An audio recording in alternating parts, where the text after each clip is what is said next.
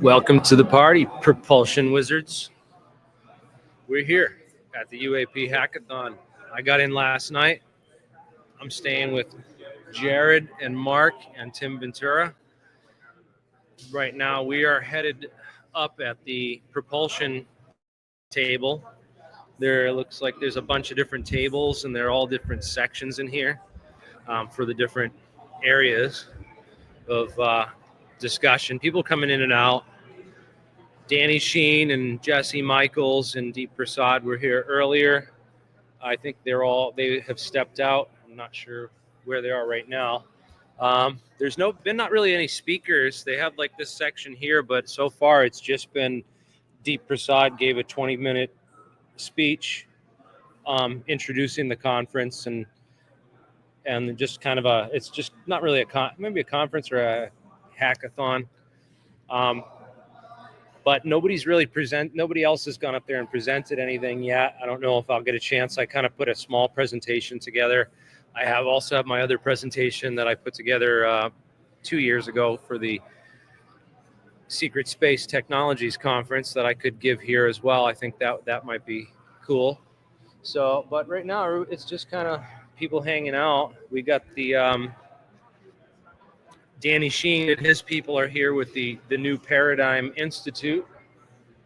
They have a table here with their 40 whistleblowers and counting. I told them I'd sign up and be one of their whistleblowers too. Heck, I have enough experience and have talked to enough people.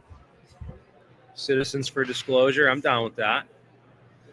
This is the main aircraft hangar for the USS Hornet here in Alameda, California. So we're going to go check out some of the other sections they got here. This one is biologics. People that are not really too many people here discussing that in this section. But we got the humanity soft landing people. They're developing an open source decentralized UAP data acquisition platform, which we'll come back and talk to those guys and try to make the rounds here and see who's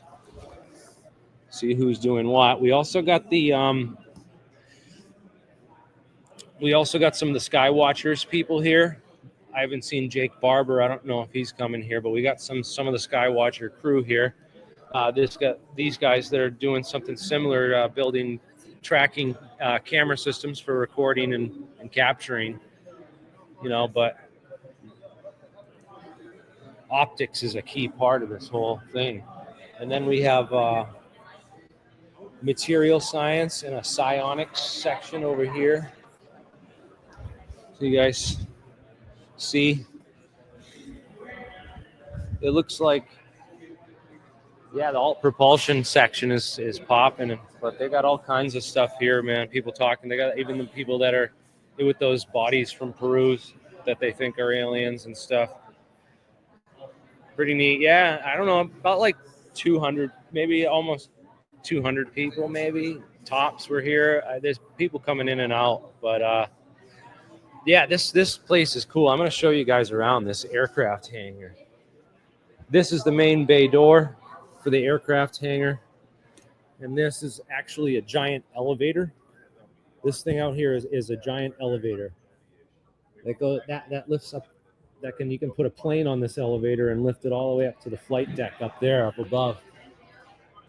And the pigeon just hanging out up there in the hole. But yeah, this thing's a giant elevator. There's the bay doors. Freaking aircraft carrier, man. Yeah. Well, we're going to wait for Deep Prasad and Jesse Michaels and Danny Sheen to get back here. We're going to go take a walk around, and I'll show you guys some more. This is the other hangar bay. Look at this. You guys, if anyone's in San Francisco today, man, you guys got to get down here to the USS Hornet and check this out. Anyone in the area, please come check this out.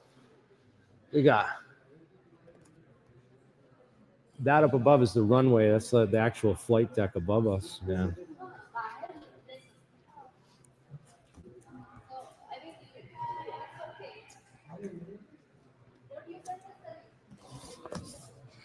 so cool. There's all kinds of stuff underneath the ship, and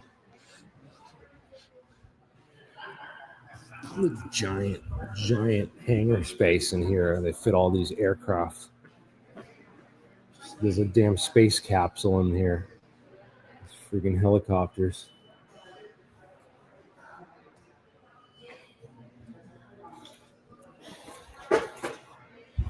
What the flight deck? Oh, I think the flight deck is up here.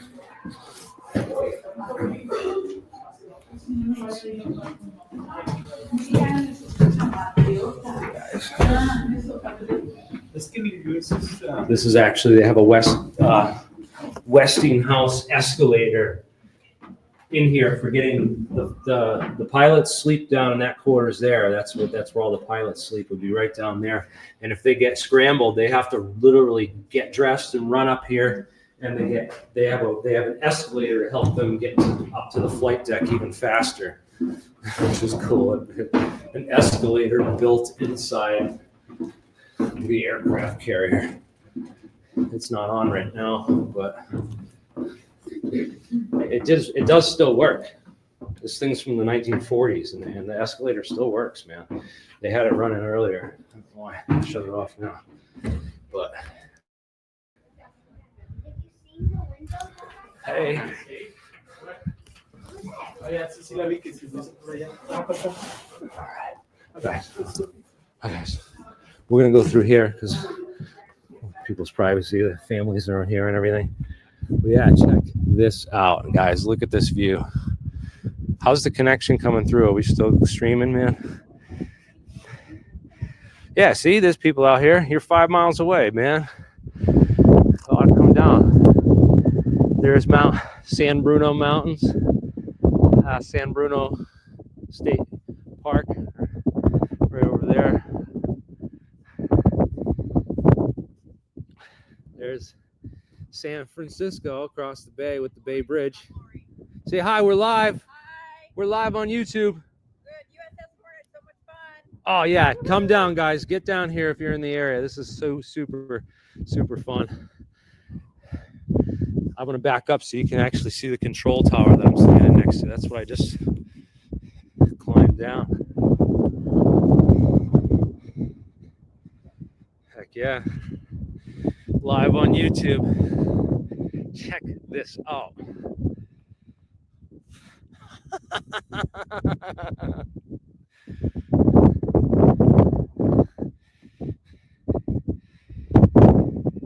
We're in Alameda, California, live at the UAP Hackathon hosted by Deep Prasad.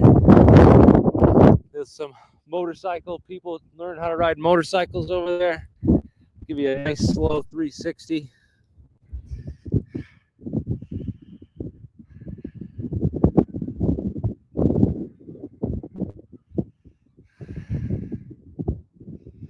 Yeah, this is beautiful. Nice. It was a little cloudy this morning. The clouds have cleared up. We got blue skies above. So yeah, guys, beware jet blasts and propeller rotor blades.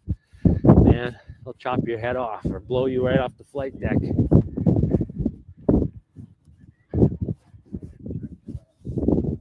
Heck yeah, I wish I could go up in there, man. Look at that controls tower up there. The viewports and stuff.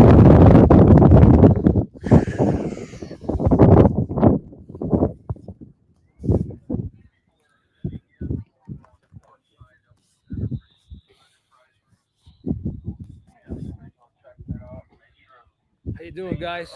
What's up? We're live on YouTube now. I got 68 people watching us, man. Hey. Yeah, I told them to come on down. Yeah, join the party, man. It's a good time. These guys know, man. They give awesome tours here. They're super knowledgeable, super nice, friendly, man. It's great. This is an awesome time. Thank you, guys. Yeah. This is awesome. What a great job, man. This is awesome. Here, guys.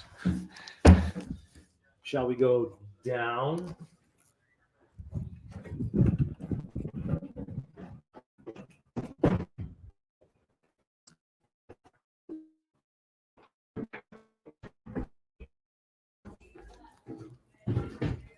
Look at this electrical. Look at these wiring, dude. Look at that. Imagine being the electrician on this boat, having to fix all that.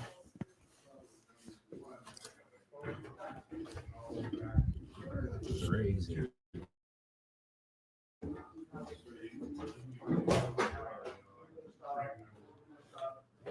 Let me go down here and see all this stuff. I came down there already. Ooh.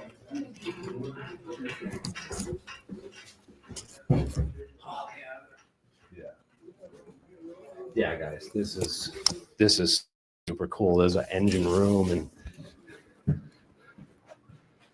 you get good reception in the boat too, man. Pretty cool. They got all these displays and talking about this is where we are. So this is where we are. I'll give you guys a map and a general idea. We're right here in the Port of Oakland in Alameda, California, right across from the San Francisco Bay. That's the Bay Bridge that you could see over there in San Francisco over here. So, and there's where Moffett Airfield is. That's where those giant hangars are down here, the Moffett Field. We've covered those blimp hangars many times before. Yeah, I know some of the stuff in here, guys. Let me read some comments. Thanks for streaming. Yeah, it's the USS Hornet. The USS Hornet.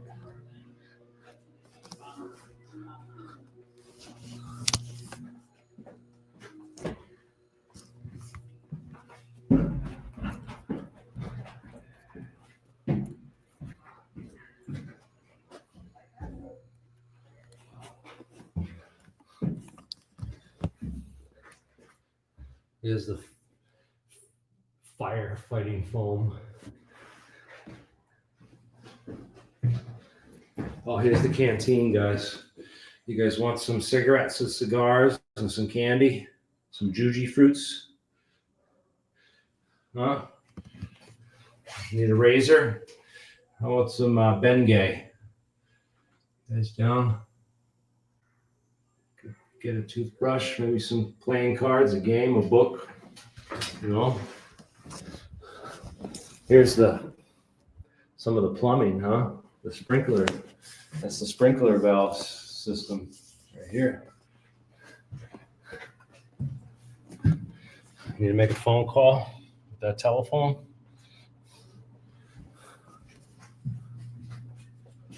Take a nap in the officer's cabin. You know, write something up at your desk. Yeah, man.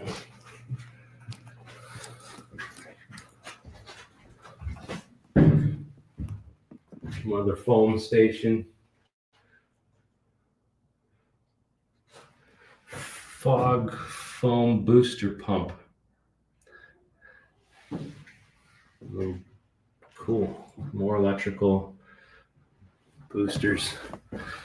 A lot of firefighting protection on these things, man. A lot of fires must have been a regular occurrence and a huge problem on these things.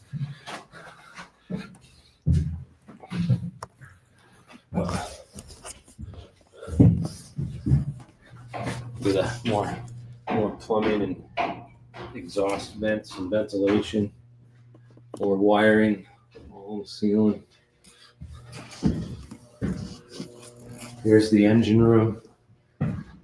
Look at that diesel engine, man.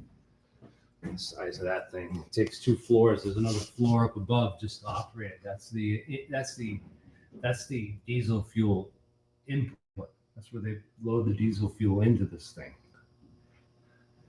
This was more components that have been removed and cut off, used scrap for parts on other ships. But yeah, what do you guys think, huh? Let me know in the comments.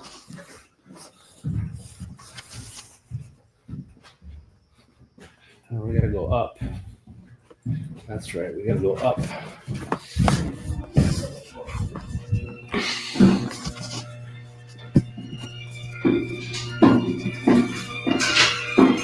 How you doing? Hey, say hi, you're live. We're on YouTube.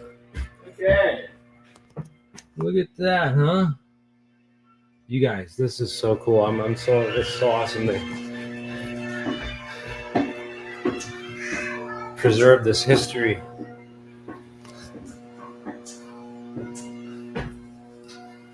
Here's all the firefighting equipment right at the center of the ship. Actually, we're at the aft of the ship, right here.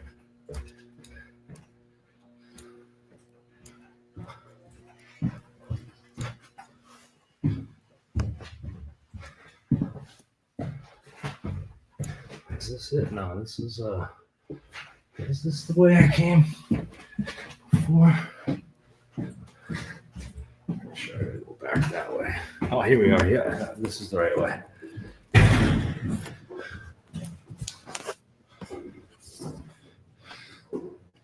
Let me see. Yeah, the plans, I'm going to give you guys just a quick little tour of this boat. And then we're going to go try to talk to some people, hang out. This is another elevator for airplanes at the back of they got two elevators in case one breaks down. They can still bring planes into this underground. Well, I guess there's two elevators for each underground storage area because that elevator only accesses this half. And then that other half is accessed by that other elevator. Unless those doors open down there.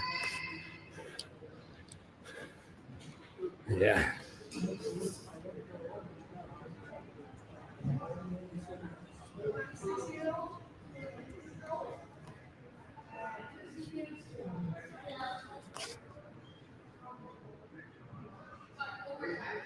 Very cool, huh?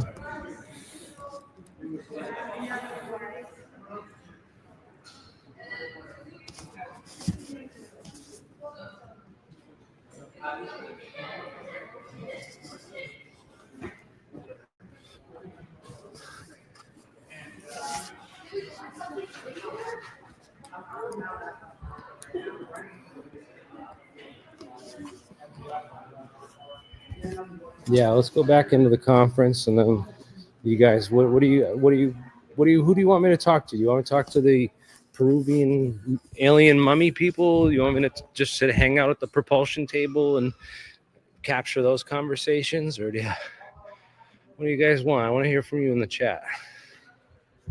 This is your conference too. I'm going to give you guys at least a half hour. I want to see the space capsule. Look at this is the Apollo command. This was the aircraft carrier that rescued the Apollo Block 1 command module from the ocean. And they had this thing on board, was the mobile quarantine station that they could load right out of here and onto a trailer. And this is Apollo 14 right here. I mean, this is the Apollo 14 mission. But look at that, Edgar Mitchell. Edgar Mitchell's signature is right in there on the table. These astronauts literally were picked up and flew in this thing. They could call their families and everything on the telephone there was all hooked up for them. This is the real deal. They also had these are the spacesuits for the moon, but they had the crew that actually rescued them in the module. When that module came down, the crew were wearing these suits because they were worried about bugs or diseases or germs coming back from the moon. So all the people that on the rescue boat who took the Apollo astronauts out of the capsule and everything, they all had to wear these suits with special air filtration and biosuits and stuff. They didn't do this on the later missions after the first mission to the moon on Apollo 11 because they didn't really have to worry about it. But, I mean, this is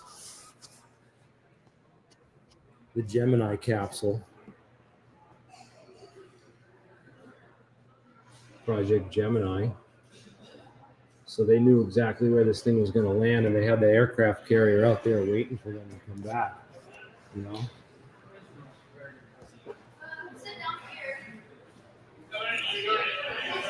This is on the Hornet, man. This is history right here. And then check this out, the actual space capsule itself. That's where the 3 astronauts that went to the moon came back in this thing. They literally flew back from the moon in this tin can. There's the hard drives and memory.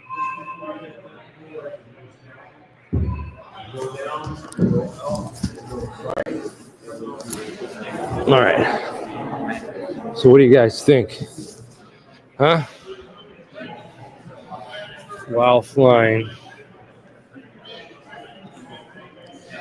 And I talked to some of the military guys about the UFO stuff. They were like, yeah.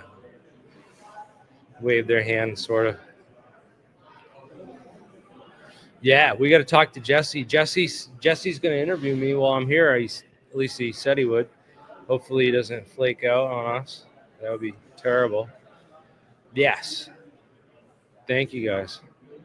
What do you guys want to go talk to and see? Go talk to the engineering people? Yeah, let's go hang out in our group, at our table, and we'll see who comes by. Look at these guys. They're trying to build this helmet, which helps you go into the brain states faster, man.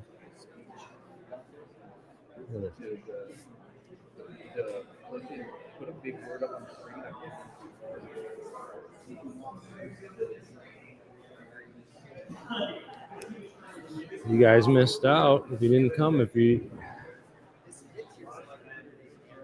up a problem for us. The problem is, why did one experiment not work?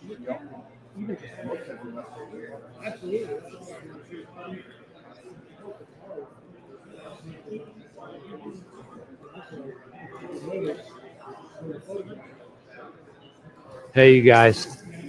Well, if you guys are just tuning in and it's boring, I understand it's a little slow. But hey, make sure you subscribe to the channel, because once I get Danny Sheen or Jesse Michaels available, I'm going to do an interview and I'm going to go live with them here. Maybe I'll just record it on my thing and post it later. But yeah, maybe I might go live later with some important guests. So make sure you guys subscribe to the channel. And yeah, thank you guys. You're the ones who helped me pay for my ticket on the last stream. Thank you so much for everyone that donated and helped make this possible. So I'm glad I could be here to cover it for you. And so much.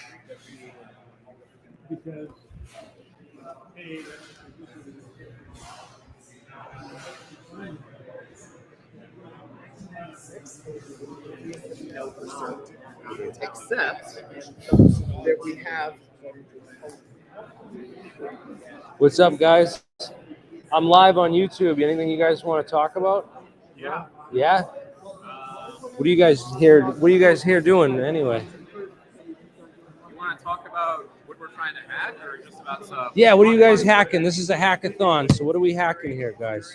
Well, we were just talking with Jared and Mark from Falcon Space about they're doing research on dynamic nuclear resonance techniques to induce aligned spin states in a target material, such that you can get antigravitic properties out of it. I think it's actually as the aligned spin states degrade is what Aaron was saying, but I'm not totally sure about that. Right now we're trying to engage deeply with the material and fully understand it, but the principle is in the mechanism of using triplet electrons to get the DNR or DNP to work. And once you get the nuclear alignment of the spins, you observe some really interesting properties, antigravitic properties. So we're going to dig into it, try to understand the results. There's a book by C.D. Jeffries from like the 50s that's describing a result where an 80% reduction in mass was observed. The paper from Falcon Space is observing a 17% mass reduction and trying to replicate the results and go beyond them also of the original 1950s research. Yeah, we can show the paper. Yeah, let me see that paper. Yeah, so we talked about this on a previous stream. We're about to release this, guys, and I don't think this is preprint. This isn't public. This should be published from last year, he was saying. Oh, it's April published of from last year. Yeah. Okay. But that paper is effectively like the challenge for the hackathon. So why did one experimental setup work versus the other? Okay. So this is apparently a Work cavity versus the other. where a sample was stored, and using a magnetic field and RF pulses. Yeah, this thing was instant- put inside the giant magnet coils that he has. The setup Right. that we had there Yeah, at so the lab. So the Remember? magnetic setup and also the RF pulse setup. Yeah. Once you tune everything to the resonant properties of the material and the cavity, this is how you can observe the mass reduction. And I think you were saying that the mass reduction actually occurs when the Right. spin states are Right, so- decohering. so- do you want to go into that? Yeah, so basically the way that I understand this, and this is my literally having jumped into the topic Yeah, same here. 5 minutes ago, right? So this is like secondhand Jared's explanation, which is different from Mark. So I'm total newbie to this topic, but what I'm understanding basically is you have a steady magnetic field. Yep. Then you pulse then you pulse RF frequency at it. Yeah. And at a particular Gauss, you're looking for a dip where the reflected energy that's reflected back is lower before there's a big dip. Do you want to talk about how it's detected with like the Oberhauser effect? What do you mean? So this is just I'm just repeating what I understand from Jared, right? Yeah. So you're looking for reflected EM energy back from the sample at a steady in a steady electromagnetic field, right? A steady magnetic field. So you've got a steady magnetic field. Yep. You've got radio frequency pulse at Yep. That's coming in through here. Yeah. at the Microwave at level. the, Yeah. at the sample. You're looking for reflected energy. Correct me if I'm wrong here. Yeah. You're looking for reflected energy, and you're looking at the intensity of the reflected energy. And then what this curve you'll see has an initial dip and then a big dip, and that big dip means you've gone too far. So you're looking at that initial dip. What the initial dip means is that you're achieving what's called nuclear magnetic resonance, right? So you're actually starting to shake the nuclei. Yeah. So initially, with all that initial stuff where you don't see the drop, you're just shaking the shell of the electron at the frequency of the RF pulses.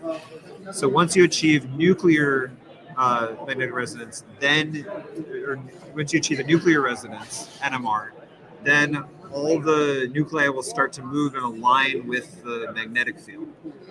And then what you do is you can you can pulse the magnetic field, and then you pulse a counter magnetic field, so I think it flips in the opposite direction, right, and then they relax back and at then the when it Lamore realigns- frequency. Right, and then it realigns. Yeah. This is how I understand it. So then Yeah. you pulse it again with a second magnetic field, and then it knocks everything out of orientation. So that third stage, during that realignment, is when supposedly you see a mass reduction. And then, so the challenge here is to figure out why one experimental setup is not working versus another that is working. And then also, what are the details of the experimental setups? And we've got theory books here that are pretty dense and pretty big. And it's kind of like, without help, can you go in and look at all the different, theory resources and hack it and get like a sense of like what is going on? And it's like, these are really dense, high level theory books that, were published by the initial authors of this stuff. Yeah, this stuff was figured out in the 50s and stuff, and I believe it was classified. There's a paper 59 by Alzafan that I know of, and then he did he came back in like 81 with the Boeing study on this stuff.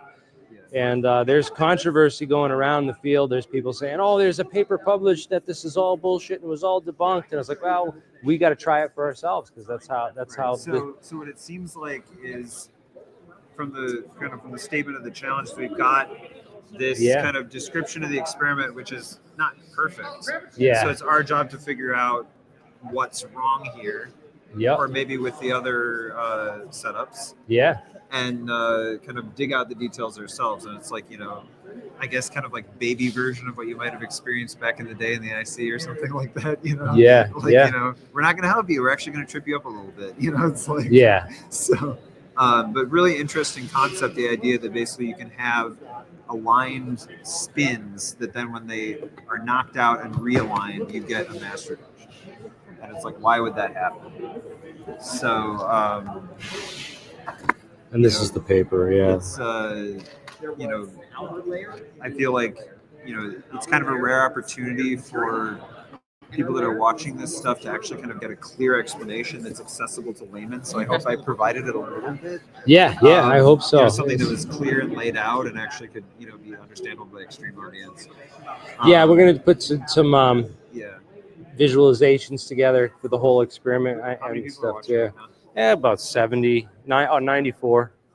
But hold on, I'll jump over here with you guys. I'm gonna go across the table here. So I think, so if you guys are total noobs and you just learned all that from Mark and Jared just now in the last hour, then I think they're doing a good job here. Yeah, and it's it's neat stuff. I feel like the kind of the general trend of things right now is that like this hackathon is kind of like, I guess, the spearhead of like what's going to be coming. What's going to be coming? Yeah, it's just really like this is like the first. It's the first step. It's like the ground step of, like, ground it's floor. starting Yeah. to come out. And like as we're and it's like I think that as the information comes out more and more, it'll come out in formats possibly that are more and more accessible and people can understand. I'm guessing that, but The idea is to get the Silicon Valley community, who's the tech nerds, interested in this stuff and up to speed and just quickly educated on all this stuff. So that they can dive right in and be like, oh, okay, well, what do I think is the most interesting thing, or even the VCs out there, venture capitalists and stuff, or can be like, oh, what technologies are coming out of this that could potentially be worth investing in. And it's like we're looking at something that this kind of thing would have been labeled like complete bullshit crackpot like a few years ago to the public, when it's like you have something here that seems pretty robust. It's like maybe your experimental setup was bad, but it's like we can figure it out and look into it. But I mean, it's a good theory because they really aren't understanding these interactions between these strong nuclear forces and other forces that are going on inside the nucleus and electromagnetism and gravity. So understanding and possible and probing for possible relationships between gravity and other fundamental forces is I think an important step to understanding gravity and conquering it ultimately. So gravity and consciousness. Yes. Because apparently as they're saying, there's a nexus between the two or something. Well, that's what Jack Sarfati said. The CIA hired him for that in the 70s. exactly. He's right across the bay here. Yeah. Maybe we'll go over to his house later and we should. We absolutely should pay him a visit. Yeah, Jack. Love to do that. I don't think he's watching, but I'm gonna send Jack an email and see if he's home. Maybe I'll text him. But yeah, this is awesome, guys, and thank you for. Where are you from? The Bay Area, or? I mean, originally I'm moving to New York City, so if there's any UFO peeps in New York that want to, right on, man. UFO physics group or some shit. I don't know. You got a website or anything to plug? You want to plug your Instagram? I don't have anything. No. I don't have anything. That's good, man. I've been a ghost. This is my first appearance on the big time. I blew his cover, guys. All right. I'm just like you guys. I'm just some guy that's like really enthusiastic, like 5 sigma degree of interest in the topic, and it's like I guess I've learned a lot by just following people and putting together what's like heuristically the most likely thing to my assumption has been that the truth is in the messaging, but it's just you gotta listen, you gotta like form a Venn diagram of like what are people saying and like look for the common points and the trend, the things that they that's want why they to control. eventually. They control that way by putting these people astroturfing the spaces. And but it's like the thing that they want to vector in on, I think will be repeated more often than the other things, right? And by more different people. So if you see it repeated from a lot of different sources, then it's probably something they want you to believe. And it's like with the idea though that eventually they'll share the truth, then maybe that thing will eventually vector in on the truth. So you'll get something that's like asymptotic to the truth based on that kind of network. You form a network of different nodes, right? And then you keep in mind like what their reputation is and the context in which they're saying it. And then when one node, bumps something up, then the entire, network of people that have connected to them and the things they've said, you bump that network up. That's why we're So here, it's man. like- We're just trying to like, 'cause if we weren't here, they wouldn't have this key That's- piece of the puzzle right. and everything. And So it's like everyone's- I think that's been a useful strategy up until now, but I think like we're reaching a phase difference now where they're actually starting to really tell the truth. yeah, and they're like, forcing you know- it out of them because they can't hide Yeah. it. They can't hide it. They can try to disinfo up the space and distract the Yeah. conversation, but you know, I mean, it's like at the end of the day, like the thing about me is the way that I approach this is I don't like narrative games. yeah, So it's like, you know, I'm just going to straight up say it like, you know, okay, it's coming out. It's coming out because they want it to come out. yeah, You know, whatever the reason is for it to come out, it's coming out. So it's like, you know, we don't know why. Obviously, we can make it's coming out because the powers that be wanted to come out, not because like, you know, Will Elizondo's a hero. It's like, you know, it's coming out because they want it to come out. You know? yeah. They or they can't control it anymore. Yeah. maybe Yeah, that yeah, too, maybe that. because of the internet really Maybe that. really threw a wrench in their plans. I feel like their ability to control information, they're realizing they have no ability anymore. Right, exactly. It's all in ChatGPT. Yeah. Like, literally, you can go look this shit up in Yeah. ChatGPT. Like Jack Sarfati on Twitter, he was like saying like, you know, just go look up this stuff on ChatGPT, and it's like, you know, okay, just type it in and it'll explain any idea to you that's like related to this. Like, you know, you want like a comparison of like Hal Puthoff's physics ideas versus Jack Sarfati's. It'll explain to you the differences and like actually help you understand it.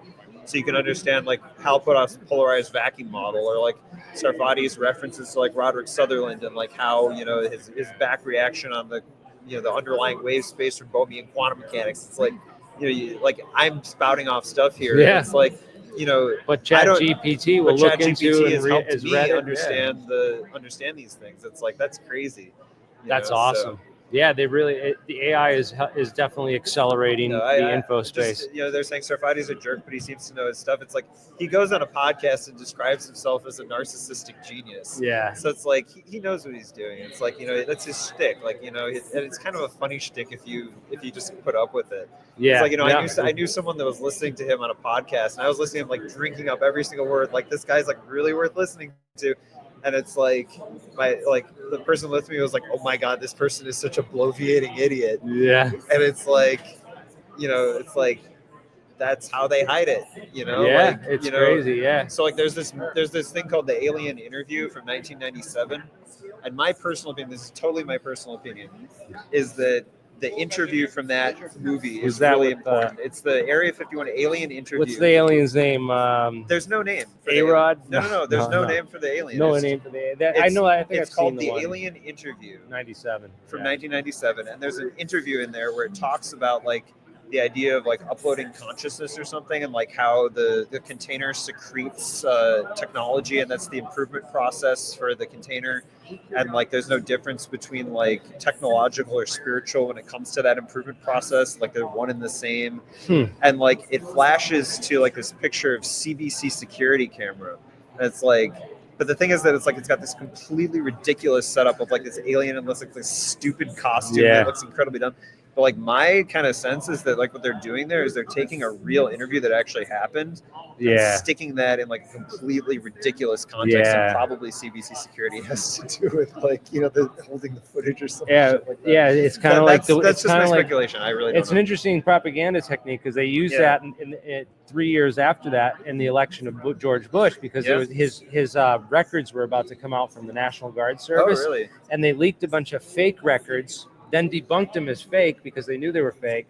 But so that way, when the real banana stuff peel, came right? out, like when banana the real peel. stuff came out a month later, the news, the media didn't touch it. I think they did that with the USS Trepang photos too. So if you don't know, the USS Trepang is like some decent quality UFO photos that are that were taken from like a submarine, and it's like a whole collection of photos, and they're like different things. And one of them looks kind of like a blimp that's like, you know, like in a shroud of mist, and then there's like one that's like there's one where like you have like a thing that looks like it's taken through a scope, and there's this thing that kind of looks like something out of like a movie, like hovering over the water, and like one of the and like one of the photos like just demonstrably showed to be like partially photoshopped, but it's like all the photos look like they're from different sources.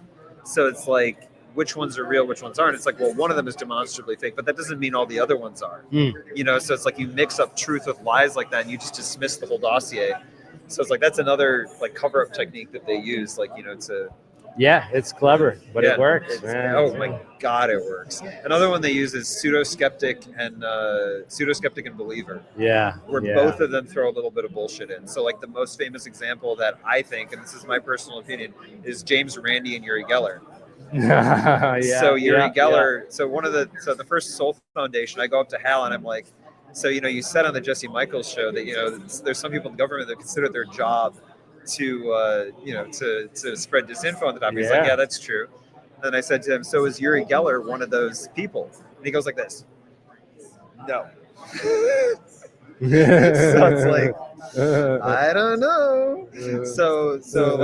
So my interpretation of that, because he does that same like weird like arm crossing thing when Eric Weinstein is like interrogating him on the series of the Jesse Michaels show. Yeah. So like I think that's kind of like his go-to, like I'm a bad liar kind of thing.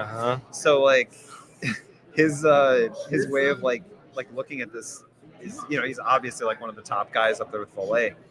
And so it's like what I think it was that maybe Uri Geller had some genuine psi abilities, but like psi abilities are stuff like, you know, you go into a meditative state and you can like maybe get some information about a remote location, right? Yeah, right. That's what a psi ability looks like. Well, that's what they're doing over there, man. So maybe he demonstrated with the helmets. I'm gonna go talk to those guys and the psionics table too. Maybe he demonstrates some real stuff, but then he goes on the Tonight Show, right? Yeah. Uri Geller goes on the Tonight Show, and then Randy comes out and debunks him. Yeah. And it's like, were they in that together? Yeah, it might have been like a, alley-oop, right? They alley-ooped all of us. Yeah, all of us. Yeah. Yeah. Fucking crazy. So that's my own little suspicion there. Bump, set, spike. Yeah. That's the. All right. Well, it was awesome talking to you, man. I'll circle back around too, for sure. And they offer Greer psi helmets. What's that? What's a psi helmet? You know, the psi helmets, dude. Let's go look at the God helmets. Dude, no, these are the psi helmets. We're gonna go look at the psi helmet. You guys, that's what we're doing next. Is the psi helmets. Come on, guys.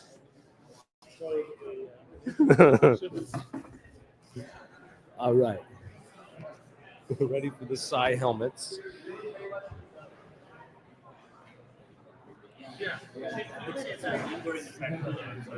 Hey, Deep. Hey. Say hi. Hey, guys. Everybody. Much love. How's it going? This is the man who made it all possible, guys.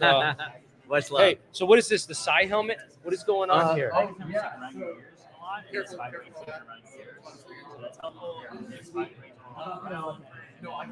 What is this? Okay, I just want to show you this live stream over here.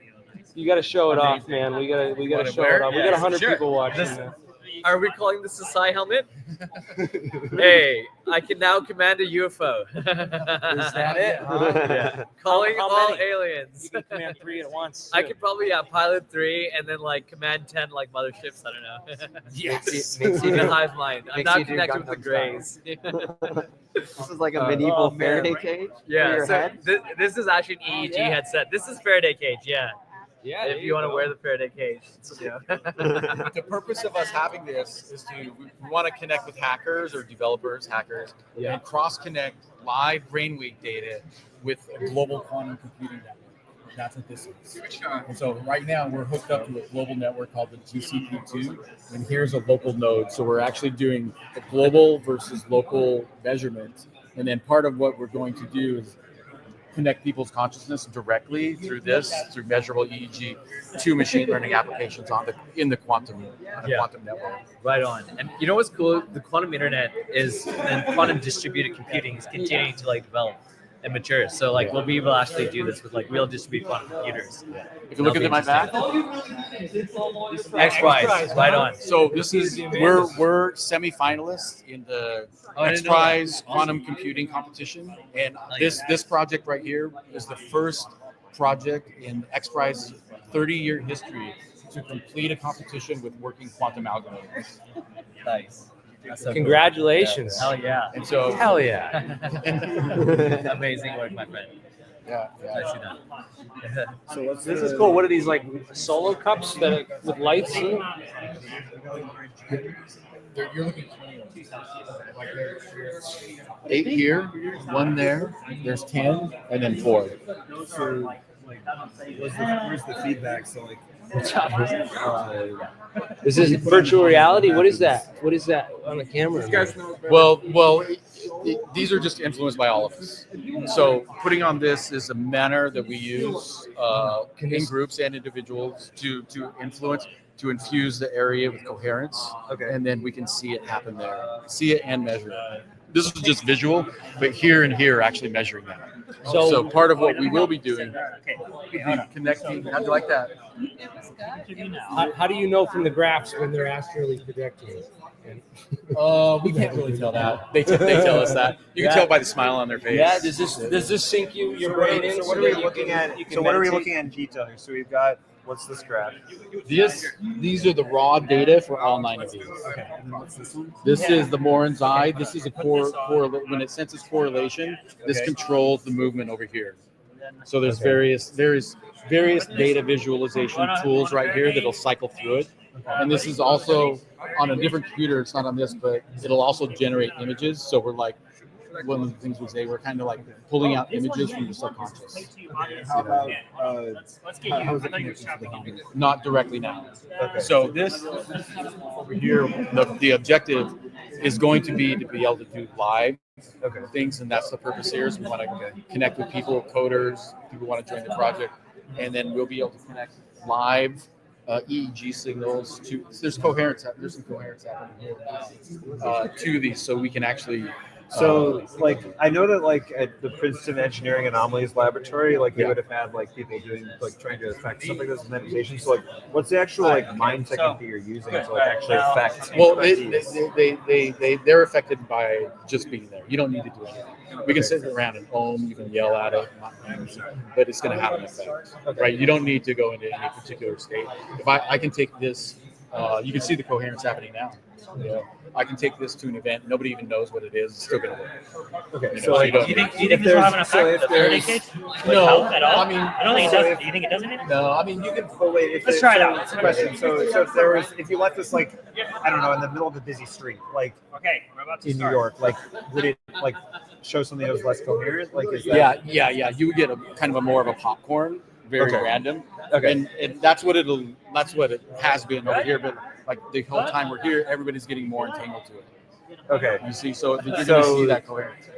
So, like, It's really good right now. so, like, if, Can so, you like, for tell that? example, if we Try wanted to to, relax. if we wanted to all go green, like, There's experiments we've done with that, but Okay. it's not a mind reading device. I just want to be clear. It's not reading mind because like Okay. there's way more to it. Your intention is a very small part of your consciousness. So it's really what you feel. So like let's just say let me move over. I don't want so if you're in a good mood, say. if you're in a good I'll give you a counter. Like there's a lot of skeptics and a lot of people like this is pseudoscience. I don't understand it, so it must not be right. Blah blah blah blah blah. But I mean, Right. Well, I mean they that's have, a, like, that's a, 70, like 50 years of data. Oh showing yeah, this yeah. stuff But there are works. some people like that. I'm just saying, like, Yeah. if somebody comes up with that attitude, that's a decoherent attitude. Okay. That's going to cause decoherence here. Whereas everybody's like, oh, really cool. This is fun. Let's like look at it in a coherent manner. Then you'll see it.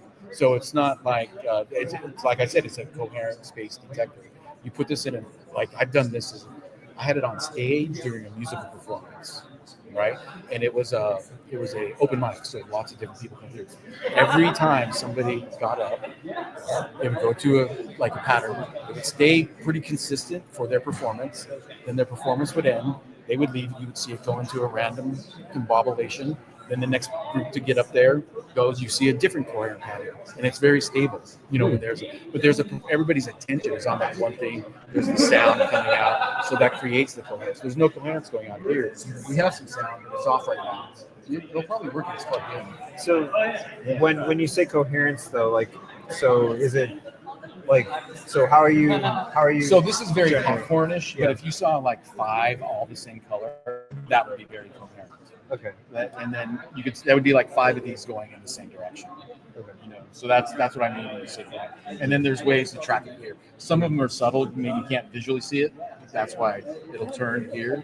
When things reach a state, I don't know exactly what it says, but the words will change as well. So this is why. So the words come up. This is why I say it's a form of quantum intelligence. Words do have some meaning, but it's very subtle. You know. But what we want to do is continue developing this. This is like a baby AI, and we want to continue developing it to where you can maybe even converse with it. Okay. But for here, what we wanted to do. So I mean, what would something like that look like where you're able to converse with it? Just like you would converse with something else, but it wouldn't be. Yeah, it would be more like talking to a baby alien or something. Okay. You know, baby talk. You know, little words here, little words there. Okay. But I'll give you an example. Well, let me give you I'll give you an example of when this happens. So we've had it set for audio, right? So it'll say a word, right? And then when it's only in coherence, when it goes in coherence. So I've had it set. And I'm just at home, and so every once in a while a word flops out, right? And then though, when I get a phone call and I'm started talking to somebody and it's a really animated phone call, all of a sudden the words start just like verbalizing the words left and right, so much so that it's bothering me. Like I can't talk on the phone. I hang up the phone, the words stop. Because they sense that coherence and it's like jumping into the conversation. Like, so what would be a example of a place, like fundamentally, where it would cause coherence?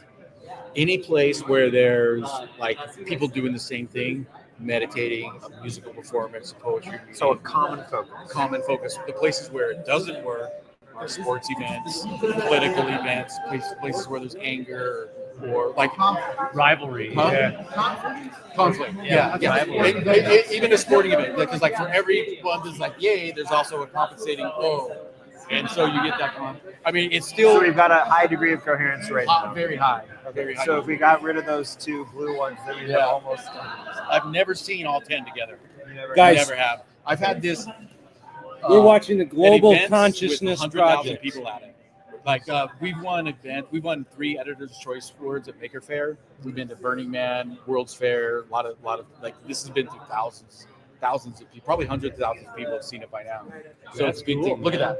See that? That is strong, really strong coherence. So you compare that to what it was like when you first walked in. How do you turn these on? So you guys are the Global Consciousness Project, and where can people find you? Website or haloai.me. Yeah, that's ours. And then if you want to support the project, you can actually give a tax-deductible donation to HeartMath and just earmark it for the Halo project. Okay. You guys work with Joe Dispenza at all? I know who he is. You know who he is? Yeah, well, he likes you guys. Huh? He likes you guys. What do you mean? He leads his HeartMath principle. Oh, yeah, HeartMath. So he has one of these. Yeah. He has one of these. Yeah. How much do these cost? You can't really buy them on the market. Yeah. These are for just specific people right now. But they're about $300.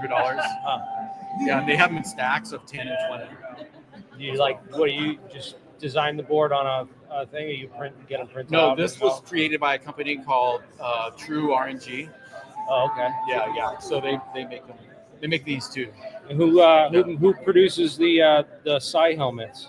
This is made by OpenBCI. So it's an open source software and this is a wireless. So this is the Ultra Cortex. So it's 8-channel EEG for wireless transmission. Okay. Yeah. So part of what we're doing is being able to take the EEG, take these live signals, combine it with a quantum system that you can influence with your consciousness, and you can affect all kinds of stuff. You can affect all kinds of stuff, including like potentially like training your home to respond to your consciousness. We can integrate this with certain smart home projects, offices, things like that. But hooking it into light and sound systems, though, it would feed your environment in a way that's more natural than the artificial light and sound, because it's continuously modulating and responding to your consciousness. That's why it's great. It's a diffuse LED. Awesome. Thank you so much for giving us that demonstration. And where did Deep go? Thank him for wearing the helmet. That was great. I gotta go. I'm gonna go do a tour and see who else is here. Thank you. You guys definitely go check them out. That's pretty wild stuff. All right, so whoops. Sorry.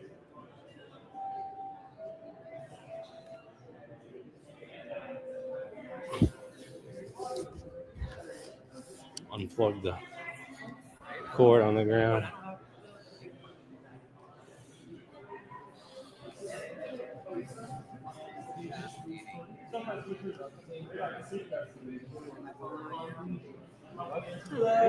How you guys doing? I'm live right now on YouTube. I'm looking for some people that want to talk and introduce their projects. Hell yeah, let's do it. You ready? Who wants to do an interview? Everybody about different theories and stuff. Yeah, let me grab a chair. I'm gonna grab a chair and pull I up. already know my theories. This is so It's fun. so what's interesting. Can I hear Oh, your theories? Let's first? introduce ourselves. I'm Jeremy. I'm the AlienScientist on YouTube. What is your name? I'm Tigran. Who am I? Most people call me the Armenian guy because I'm doing a neo-nationalist, techno-accelerationist movement for my home country. And then I'm pretty into a bunch of deep tech stuff like UAPs. So this is all relatively new to me. I just grew up into all this stuff. So yeah. And this dude looks like he's like born in California. I just say, you know, like totally from, you know. Psychic, aren't you? Yeah. I hail from San Diego. I live in San Francisco. If you say Right San on. Fran, it's a giveaway that you're not from San Francisco. Maybe. My stage name is Mars, but my legal name is Mark Nadal. It's easier to find me on. I have a newborn baby. His name's Mars. I just Are you serious? Yeah. His name is Mars Danger Riss. Wow. That's my last name is Riss. That's Mars- His awesome. middle Mars name is Danger. Danger. Mars Danger Riss. My son's name is Aslan Yeah. and Rockland. So Far out. Where is that from? It's a myth, right? There is a story, Chronicles of Narnia, but it actually, I happened to be in Oslo, and it was a phonetic map until we came up with Aslan. That was like, oh yeah, that's the story. No, it's Aslan sounds vaguely Armenian Move and your also chair like this vague. way, just Oh, a yeah, little yeah, bit, so so it's- that way we're all in the shot. It sounds yeah. like it would be from an old myth. Yeah. So So- what is your theory?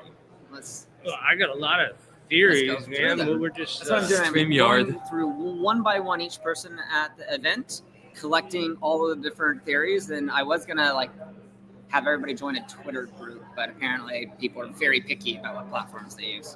yeah, I'm on Twitter, but This is so funny. see, I don't think we'd have enough time to at the conference to discuss all my theories. Honestly, I've been doing this 20 years, and I've interviewed so many scientists. And What is the people, and- simplest craft that So- you think exists, and how would you build it? Let's You start with answer that. I Oh. check your chat because it seems like a lot of fun. I used to have a huge beard, and I actually look like the guy from The Dictator, but like I shaved it, so it doesn't really apply. Wait, anymore. wasn't that Can I just put Sasha it like this? Conan? Yes. Wasn't that Sasha Conan? I just want to check your comments. Okay. You want to read the comments? Yes. Yeah, That's how I'm doing it. Table, you want to put it on the Let's do it table on the so it's- table. Although the light behind us is gonna mess up. I think it's good. Maybe point, It's all right. angle it so we don't have the inner. I'm covering the light, so it's good. So it's not so much Okay. that door open. So The simplest craft you think exists, and then how you would build it. Let's start with that for you.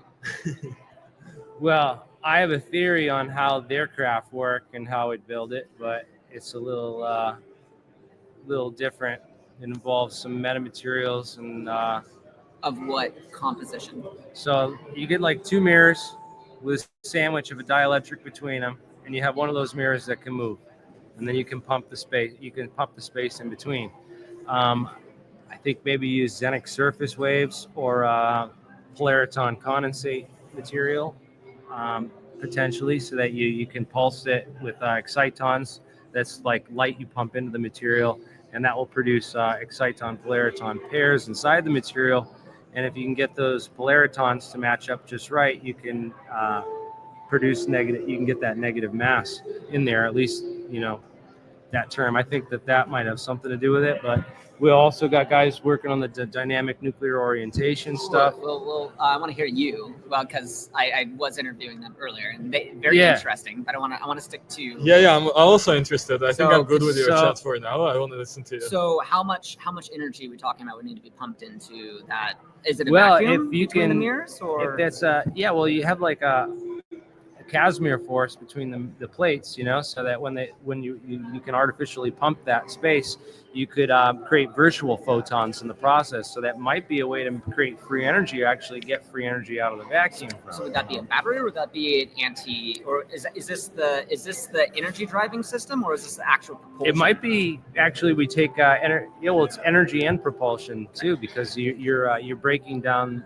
the space time with these pumped quantum states. So I think also there's this whole idea of like you pump laser energy into the vacuum, and you get like the same kind of effect. These polariton lasers, I don't know, which are very similar. Like the polariton lasing effect works in a similar way, but if you could trap that to the near field on the surface of the craft, you could potentially warp space time and also get energy out.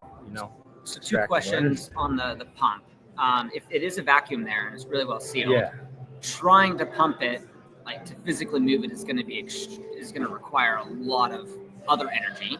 Right. And the second question, in the lasers, how strong do those lasers need to be? Do you think is there a minimum threshold? Well, the lasing effect occurs with it's parametrically generated photons from the actual from the geometric inside. You're not space. pumping the laser into it. No, I would say rather than pump, because I thought about that. You get a laser and you can pump the space with light and get a bunch of trapped light.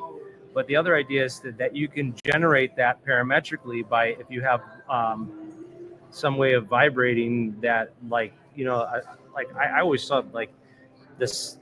The shape of a UFO is like a cymbal, a drum cymbal. You smash a cymbal and it's vibrating at that resonant frequency, and that might have something to do with that layer that's producing these virtual photons and that effect. But it's all about these quantum surface coatings and polariton condensate materials. According to my theory, anyway, that's what I want to do. That's if I had all the money and just unlimited funding, and that's pick one thing to research and go down that path, that's probably what I would do. So tell me more about condensates. And now treat me like I'm 5, because I'm actually not super familiar with. So a condensate is basically, there's two types of statistics that govern quantum behavior. So there's Bose-Einstein statistics or Fermi-Dirac statistics, right? So that's fermion. So fermions are Fermi-Dirac statistic governed particles, which are half-integer spin particles. Which, again, don't worry about what that means for now. But you have bosons, which are force-carrying particles. Like light is photons, energy are a force-carrying particle.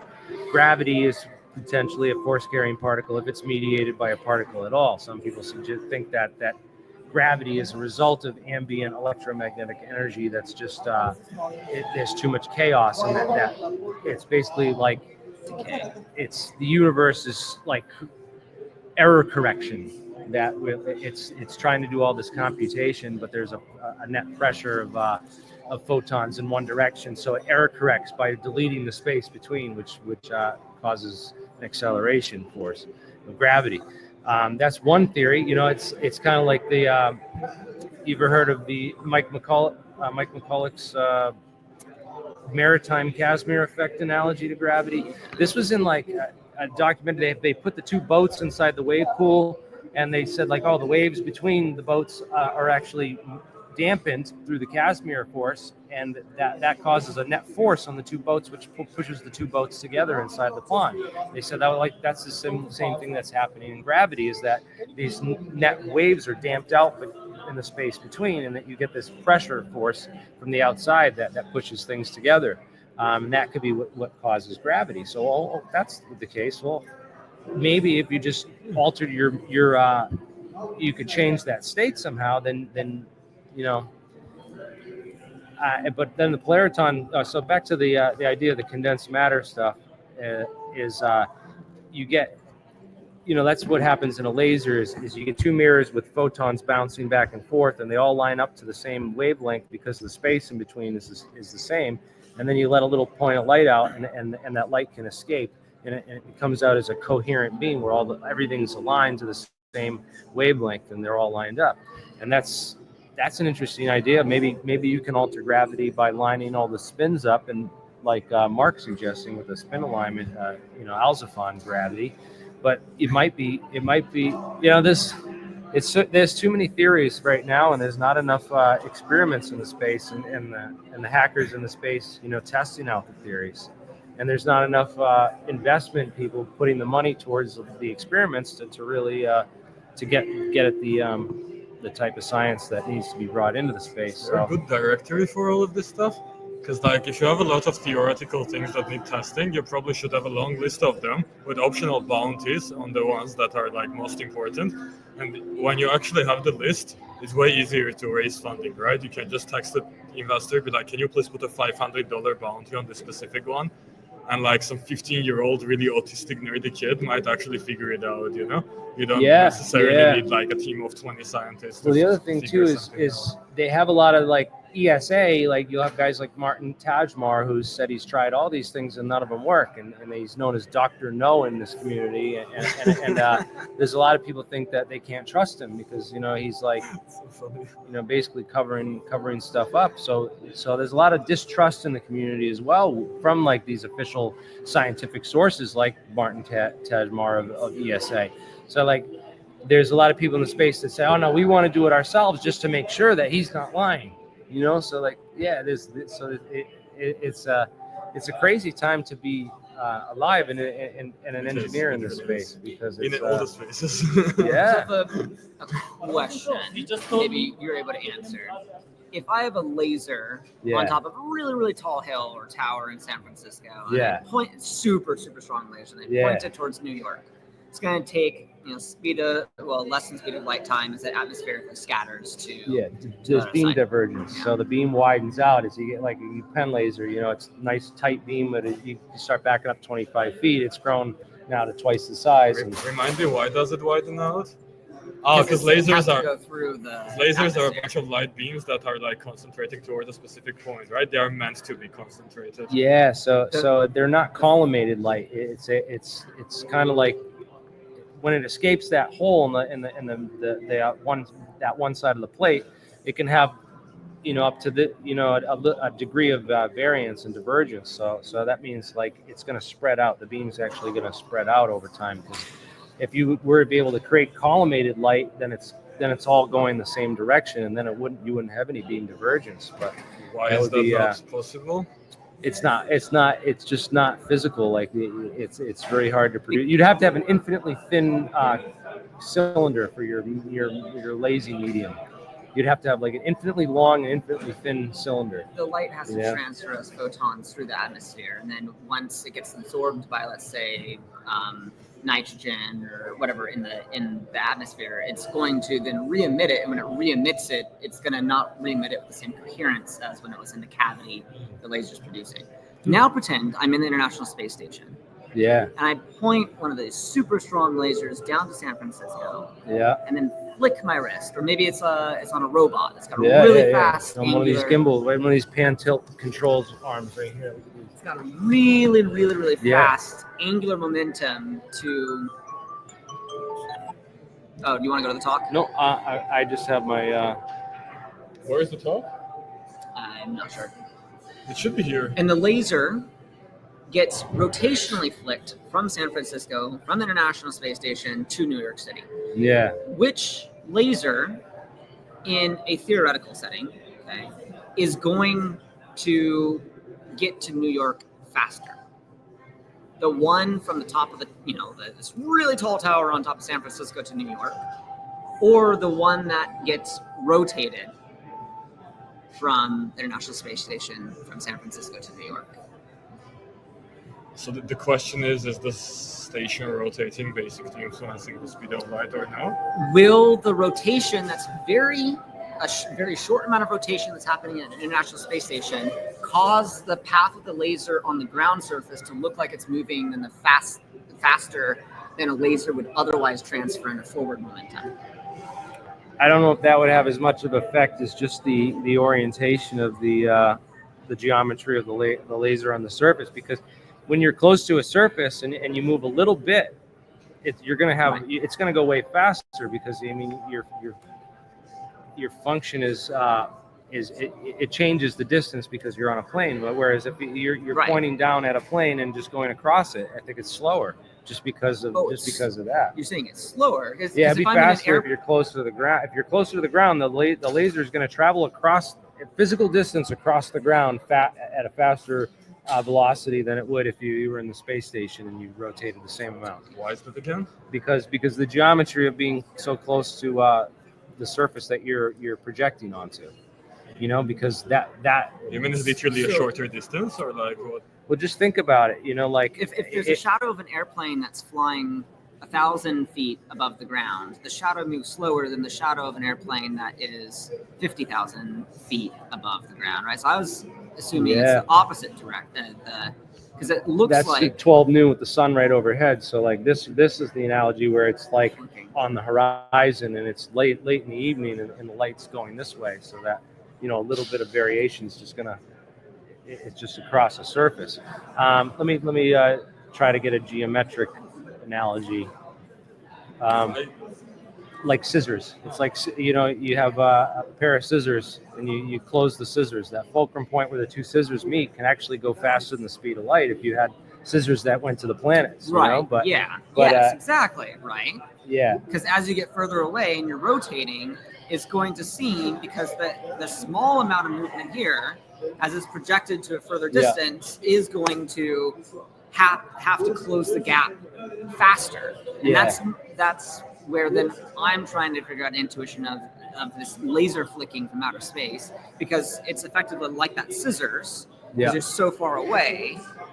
So the equation would be like R is the length of your vector. That's the length of my scissor. And then the rotation angle, theta, say, the arc length is actually R times theta, will be the arc length. If theta's got to be in radians. But anyways, Can I ask you a question and leave you guys to it? Yeah, does So- anyone have any questions out there in the audience and I stuff? think Or he's also saying, but let's I wanted to ask a question, but yeah, that's a good point. yeah, I got a lot of people watching, man. There's some laser scissors when. Yeah, right? I want my hair back. Everyone is commenting on your hair. My hair was long and curly too, right? So like They like the scissor cut it. comment with the hair. The Right? you guys like scissoring, huh? Mark does. Oh shit! How would scissoring even work as a male? What do you think the fingerless gloves are for? Oh, jeez. All right. Is scissoring a thing with gay people? You're They right, asked, man. they You're right, asked. man. Where'd you get this outfit too? Do these pants have batteries in them?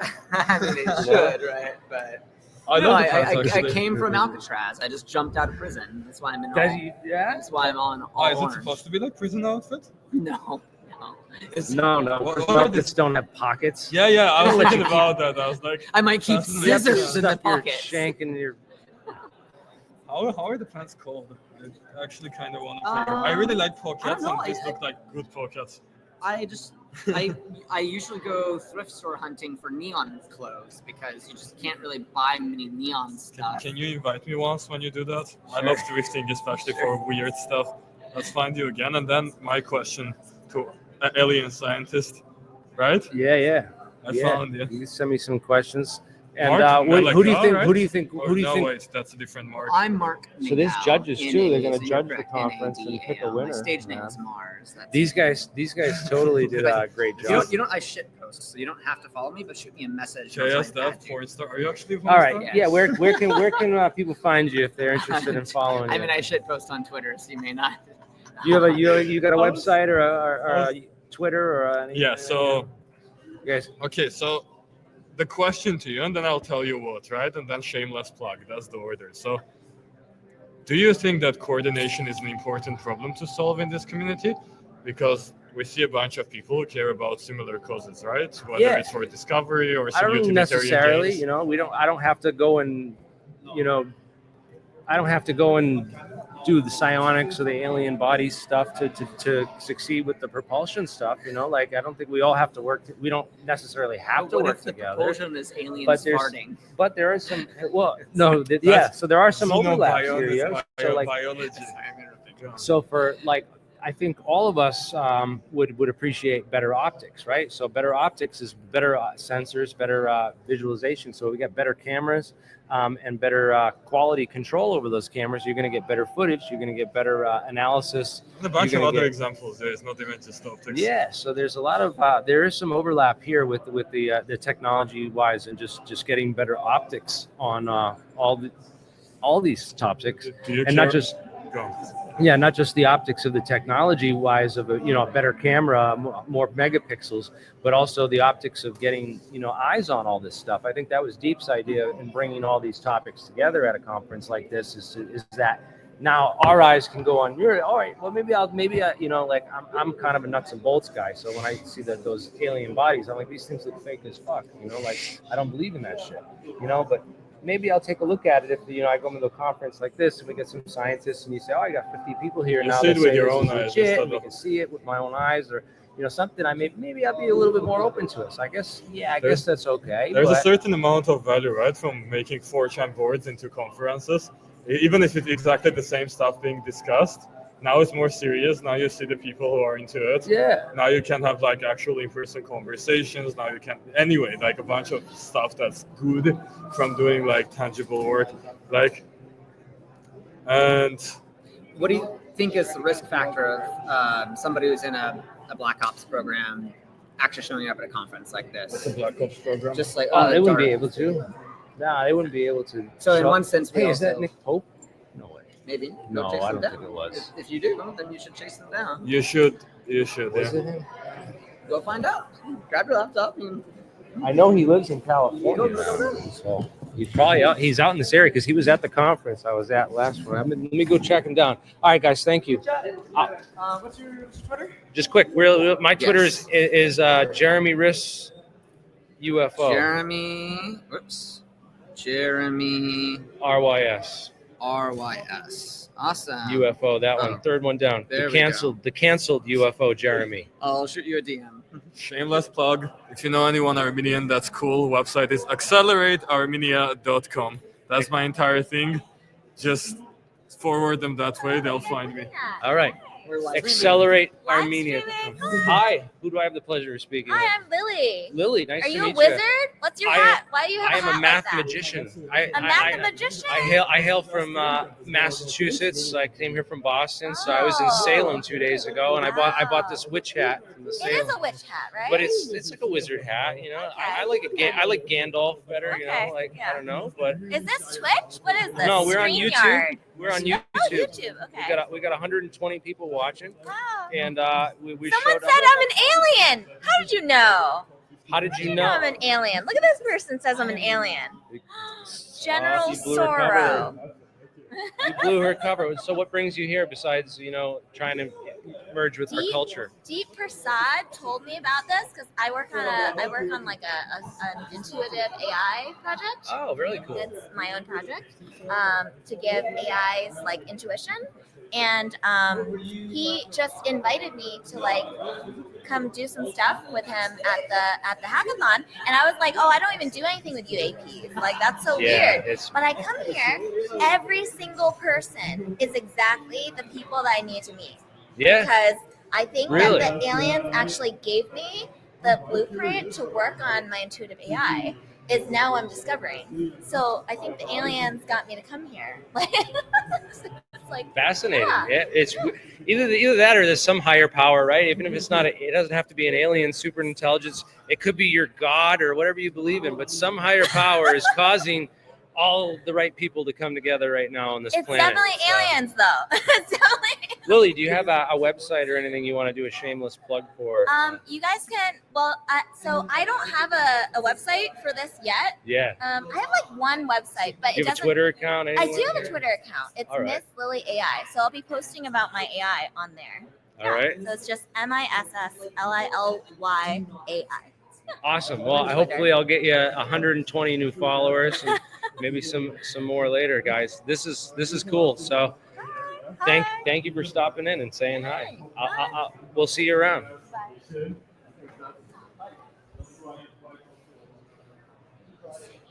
Yeah. I'm giving people the tour, guys. You guys, what are you guys working on here? You guys, We're connecting this. We're trying to connect. you got a this, PZT camera here. Yeah. This camera to the Raspberry Pi, and then I think we're also trying to put all of this data on blockchain so that we know. Blockchain, yes, so it can't be deleted. Yeah. So we know that this is legit data and this is not fake. Yeah. That's far out.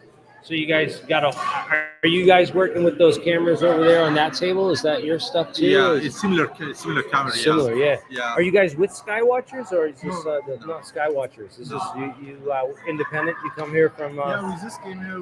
We met each other. We just built it today. Yeah. Yeah. All right. Do you have a website or anything like thing? Or not yet? Are you guys from the Bay Area? You just Yeah. Local hackers. Okay. I came in from Boston, so. Oh wow. So. Hopefully you like the weather in the Bay Area.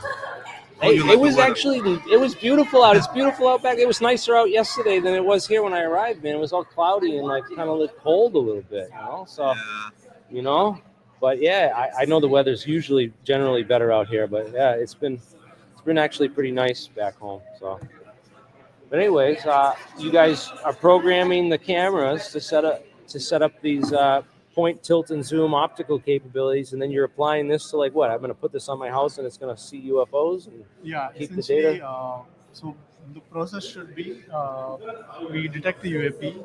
Yeah. We should be able to send that signal to all the sensing devices we have. Yeah. They should point to that, and then we should record all of this, and we should have all of this on a blockchain. Oh, this is brilliant because like 5 years from now, they're going to be installing all this kind of similar equipment on every military base in case there's an encounter. Any kind of thing that happens, they have these cameras automatically set up to record the event and document it.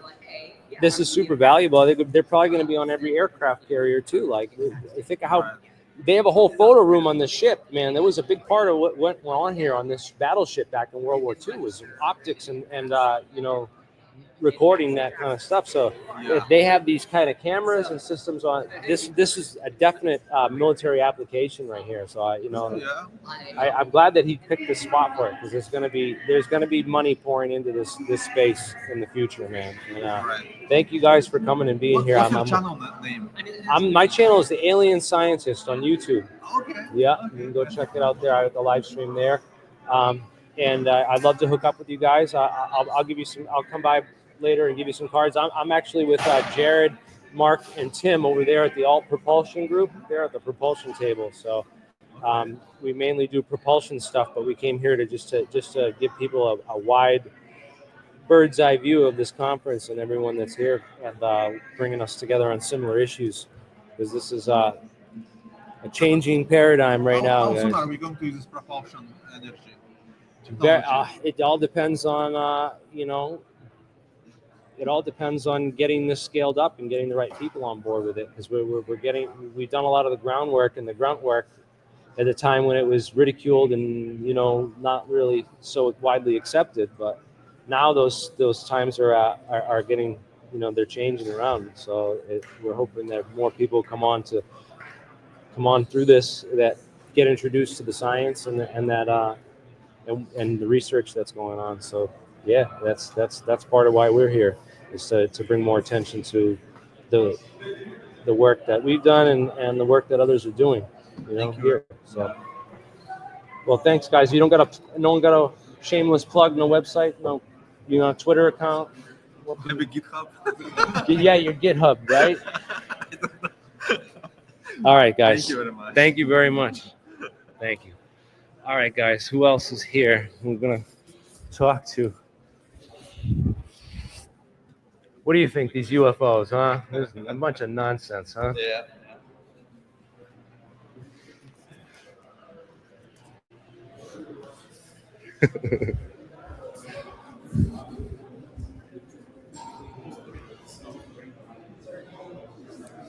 Yeah, I don't know where the heck the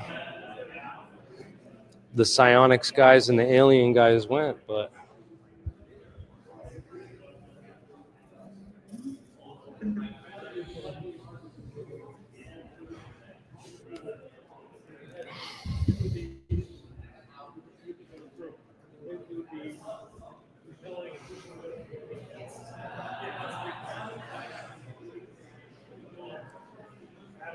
well, guys, I'm about to close this down because I want to go hang out and who's that? James from Skywatch. James from Skywatch. Yeah. Ooh. So Tyler, Daniel Sheehan's colleague, was gonna do the video, but he disappeared. So I guess I'm gonna do the video with this, but I don't have any mics, so I can get good quality. I don't have my tripod either. You know what? If I needed I sit over there in front of the speaker, I can get good. I'll probably pick up the audio real good, and I can film this. I'll sit right over here. So this is gonna start up soon, huh? Yeah, that's what they said. Should be just any moment. Yeah, here's Deep. Deep's coming right now, so I think they're about to get it started, man. Is that all right if I live stream the talk? Yeah, no worries. I can work on the audio, all right. but live stream everything. Yes, thank you. Yes, spread the word.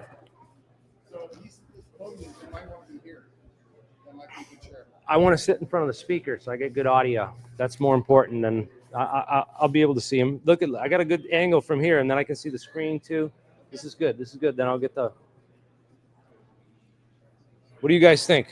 You want this?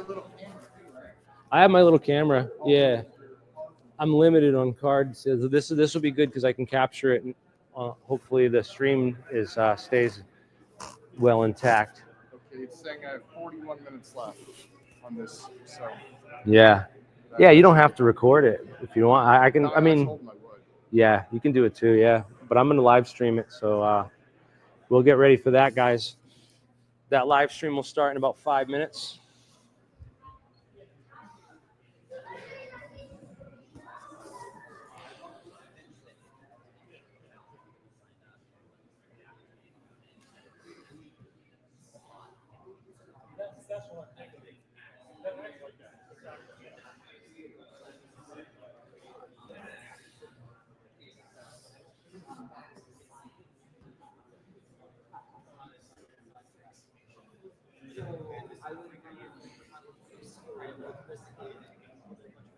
How you doing, guys? I'm looking for some people that want to introduce their projects. I'm live now on YouTube on my channel, and anyone want to sit down and share? Well, we haven't got anything yet. You haven't got anything yet. We're working on it. Are you with the Humanity Soft Landing? Correct. Ah, all right. Perfect. I haven't interviewed anyone from that project yet. So I'm Jeremy. We're on live now on the AlienScientist channel on YouTube. And we got about 121 people watching. So tell us a little bit about yourself and how you got into this and what brought you here today. Oh, so I'm Ben, and what got me into this was basically the confluence of blockchain and UAP. We should move away from here, so that way. Why don't we go over here? Here, I'll go right here. That way. I didn't realize he was live as well. Double live. Never cross the streams. Okay? Yes, that's right. Learned that from Ghostbusters. So I'll sit right here with you, and I have my Gandalf wizard witch hat on, so I've gotten a lot of attention from it. It's just good to stand out, you know. I don't want to mix in with the crowd. So let's get down to this. Okay, Ben. I'm here with Ben, and Ben is from the Humanity Soft Landing Project. Yep. And you're working on data acquisition. So it's basically two parts. There's kind of the hardware aspect and then the software aspect. And so on the hardware aspect, they are using sensors from what I understand, they're getting real-time data, getting that into the local device, and then the idea is that they want to get that data onto the blockchain so that it's verified, immutable, and that everyone then has access to it. So we're kind of working on the blockchain backend part, and there's another group that's working on the sensor SDKs. Yeah, I and think we that just data. talked to those guys over there. I believe they're with the PZTs and stuff, right? Well, I cameras. think there's a lot of hardware going on. There's a lot of hardware. Yeah, there's a lot of different people here, man. Yeah, for sure. This is cool. So are you from the Bay Area? I am. Yeah. Native, huh? Awesome. Yeah, I came from Boston, so yeah, we're. But I've been here before. I was out here last 2 summers ago for the Secret Space Technologies Conference we did. So that was fun. Oh, very nice. So you got a website or anything yet, or any official Twitter account or? For this project, no. No. So right now we are working on the interface to the blockchain. I'm guessing that we'll need either an API for that or a website. Yeah. So I think we've got like 20 hours left to get that up. Yeah. Not sure what the deadline is. Right, to actually enter for the competition here, is that's rules, official rules and everything? There are no official rules. Yeah, I know. This is like a very fly by decentralized night, hackathon. fly by the seat of your pants type of show. Yeah. I was hopefully, may the best man win, and this is. And I don't even know if it's a competition. I think they're just trying to get people to build things. I guess, and there's some prizes they're handing out. I believe to try. Really? Deep's got some, throwing some money on the table to try to get people excited about this, and this is only just the start of it. This is just just a trial run. I'm sure that he's going to have more of these, and they'll get. I want to help organize this a little bit better for the next one, so that we get. I mean, there's not enough time for this mission with the blockchain as the back end for getting some of the sensor data. The blockchain really is going to be part of a lot of other things, and some of the things that they mentioned in the mission statement, like this could be used by MUFON or all these other NICAP or any of these other data collection organizations if they want to permanently store the data. Like the blockchain is. But there's a lot of other functionality that needs to be built in there. So part of it is kind of vetting the data, authenticating it, so having a chain of custody, and then there's also the issue of misinformation. So how do you kind of weed out the bots, but also people who are intentionally trying to introduce misinformation into bad actors. And that's a problem that Facebook hasn't solved. So Twitter hasn't solved it either. But we will. I don't know if YouTube's good on everything. YouTube solves everything, and they have no problems with their platform at all. Yeah, except for YouTube, of course. Right. They are perfect in every way. Anyways. Well, hopefully this talk's going to be starting soon. They got James from Skywatchers going to give a presentation here shortly. So you're not giving it yet? I think he's there. I think over in there. Not quite yet, but soon here. So that's what brings Ben here. Yep. And Ben, did you come here with anyone, or did you meet a bunch of folks here? Just went around. You gotta stand by the sign, and then you self-organize. This is just a very organic process here. Self-assimilation, self-assembly. Absolutely. Yeah. Well, good thing that we're all self-assembling organisms. That's a good point. That's a good. I guess it works. It works out. So, guys, you missed out if you didn't come down here. Anyone in San Francisco, if you're not getting down here, then you're missing out. And that's how grassroots work. This is how things build up one step at a time. Thank you so much, Ben, for joining me. That was terrific. All right, guys. We'll be starting up the next stream soon, hopefully.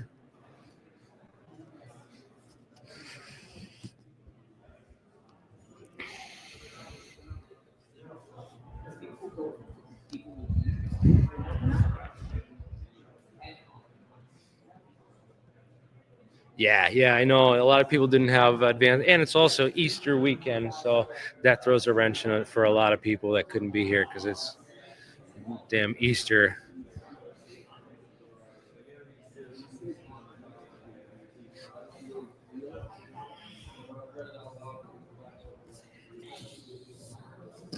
These guys have all these PZT cameras here. That's what I was talking about over here. I wanted to zoom in. They got all these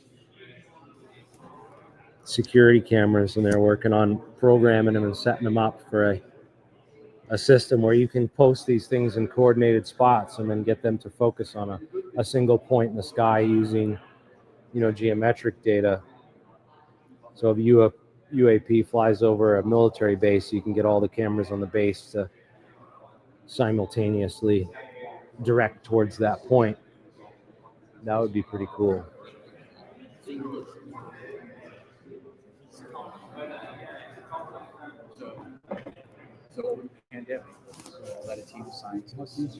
This is cool. Should I strap myself into the chair and do this one? And my model of consciousness. These are just lights inside there. Those are just lights inside the glass. It's just a strobe light and lights inside of there.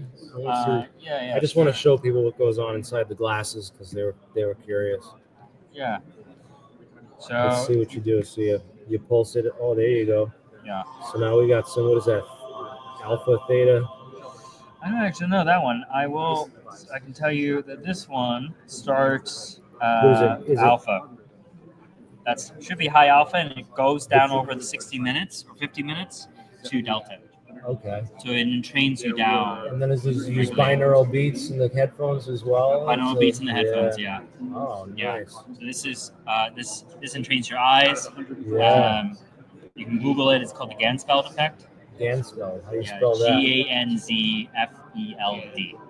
Got that, everyone? Ganzfeld, not the Gandalf effect. Yeah, that's right. Well, that's a little magical. But it's still quite magical. Yeah, that's. How many people are on this stream? We got 120, about 117 right now. So Cool stuff.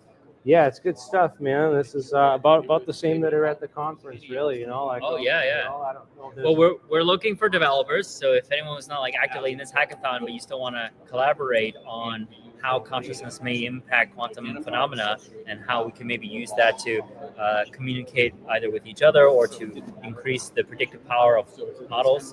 If you're interested in hard math and the Global Consciousness Project, we're a partner with them on that one. So if you want to participate in our project, we have a GitHub, Peace Inc.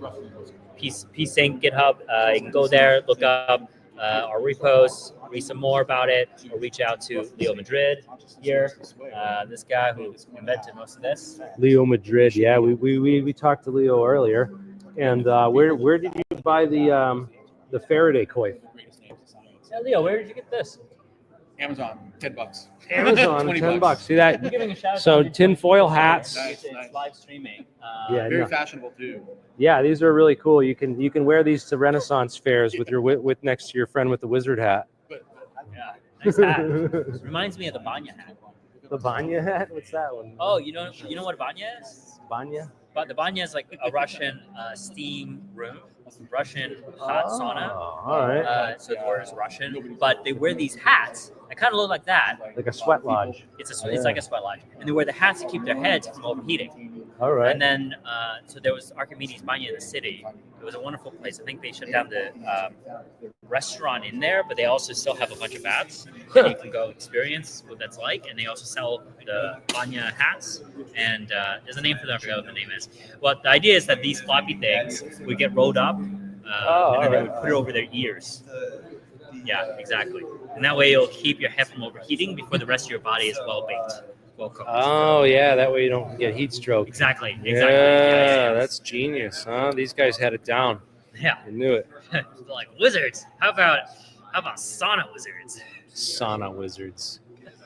That's far out, man.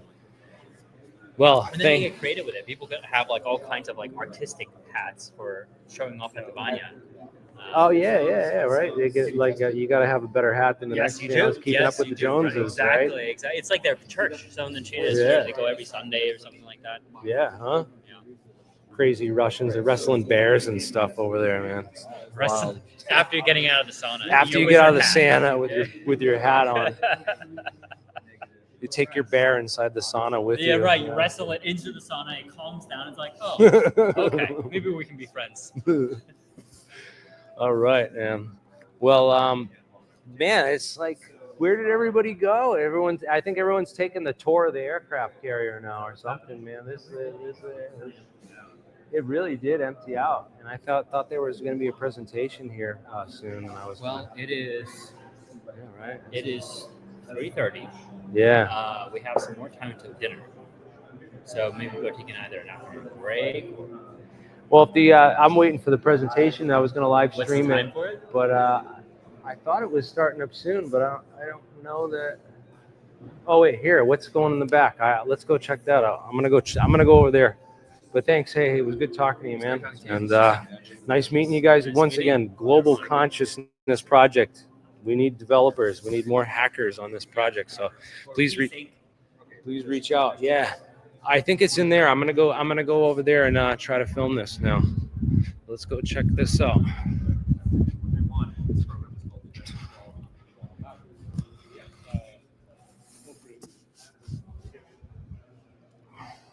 There's other people over here hanging out.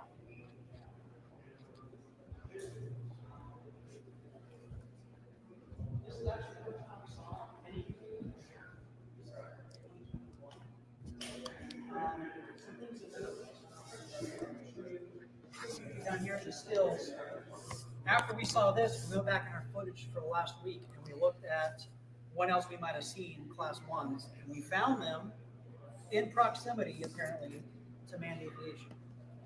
Right? So I can tell you firsthand, having flown in a helicopter chasing UAPs, never seen a UAP from the air, only from the ground and on radar with cameras in the ground.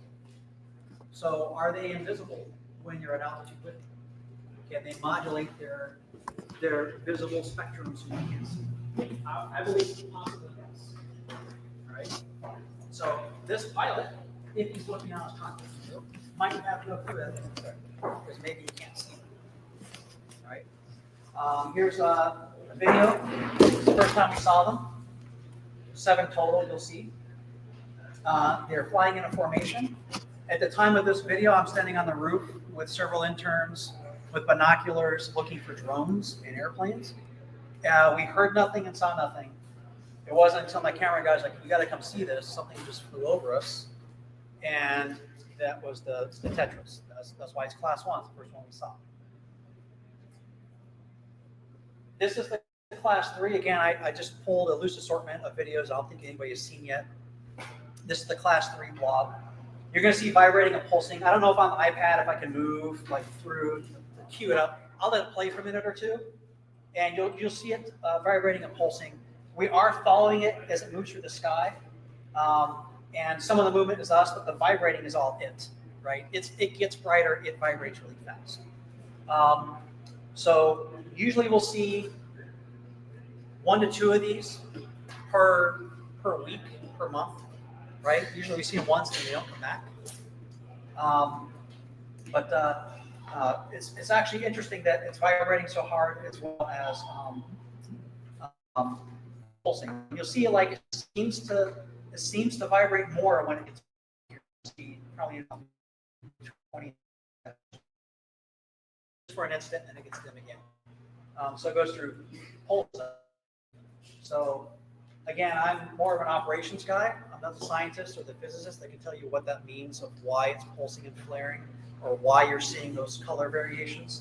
But it for sure is, right? Is it shining a light at us and that's why it's brighter? Is it moving away from us, that's why it's dimmer? I don't know, you tell me, right? As a Skywatcher team, we're working to understand the physics behind this. So it's definitely an interesting object, interesting class of UAP that's spectacular and defies any known physics for how it's moving through the sky silently, no contrail, and moving from point A to point B super fast. And we know it's moving from point A to point B because we can see it on radar. It's moving tens of meters between each hop instantaneously. So that's the class 3. This is interesting. We were doing some work for the government where some RF jamming was occurring at certain frequencies. We were watching an orb in the sky above us. I'll let this play through. I think it's like the minute mark. I don't know if I can move the mouse or whatever and like make it queue up. I just have to let it play. If it'll play. Maybe technical issues here. You see.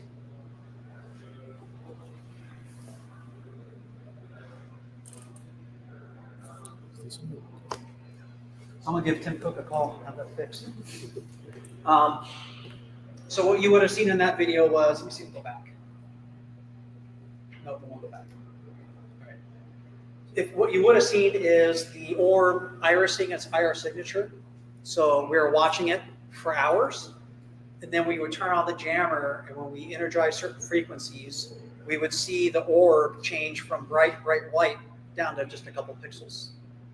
And then we turn off the jammer and it gets bright white again, right? So we have to ask ourselves, okay, is the orb reacting to us?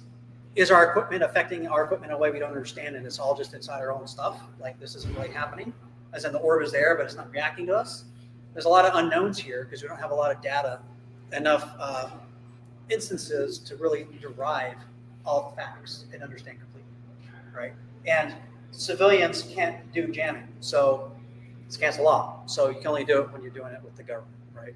So it's a challenge. This is the class.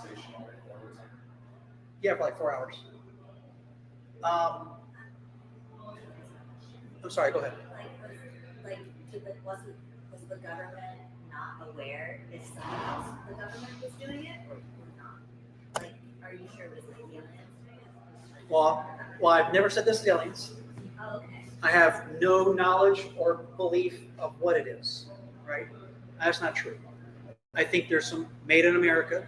I think there's probably made in another nation, maybe one of our enemies. And I think there's probably unexplained, right? I don't know which belongs to which. So that's just based on anecdotal evidence, but we're completely open-minded to equipment problems, hybrid technology from America, something made in China or Russia, and a little green men. Like all options are on the table here. Yeah, this one definitely is interesting the way it looks. It vibrates and pulses. Again, the radar thinks it's a propeller moving in the sky when it vibrates, but then it'll kind of lose its excitement, get less bright, and stop vibrating. That's us chasing it, my camera operator. When they get right overhead of you, it's really hard to keep them in on screen. So forgive the, that's all us. But I'll skip to the next video if it'll go. Maybe.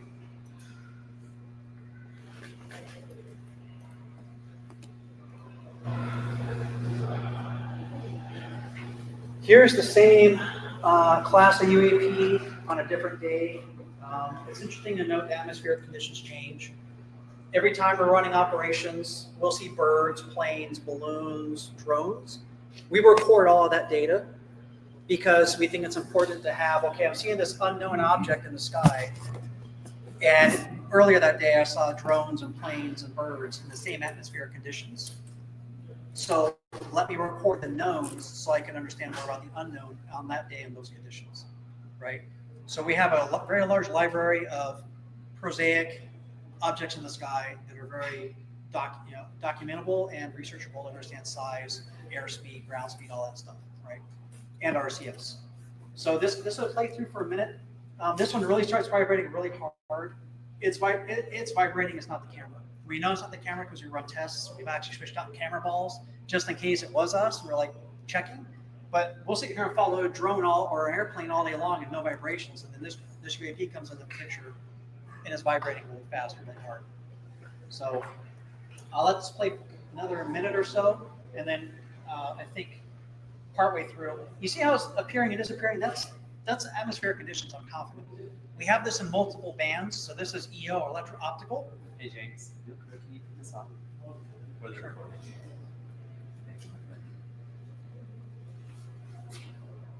Appreciate you. Yeah. So this is electro-optical. We have this as well in infrared, middle wave infrared, short wave infrared.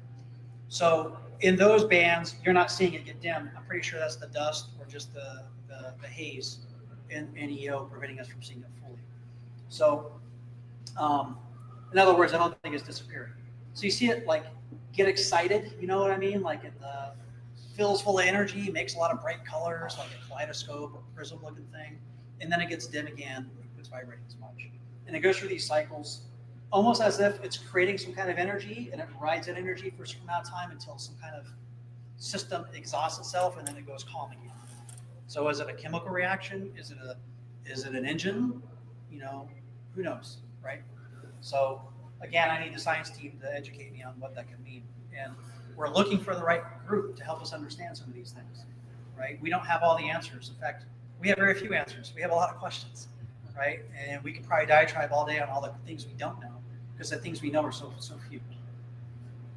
I'll just play this for another minute. Is that hovering? No, it's moving through the sky. How can you tell? Because we can see it with the camera.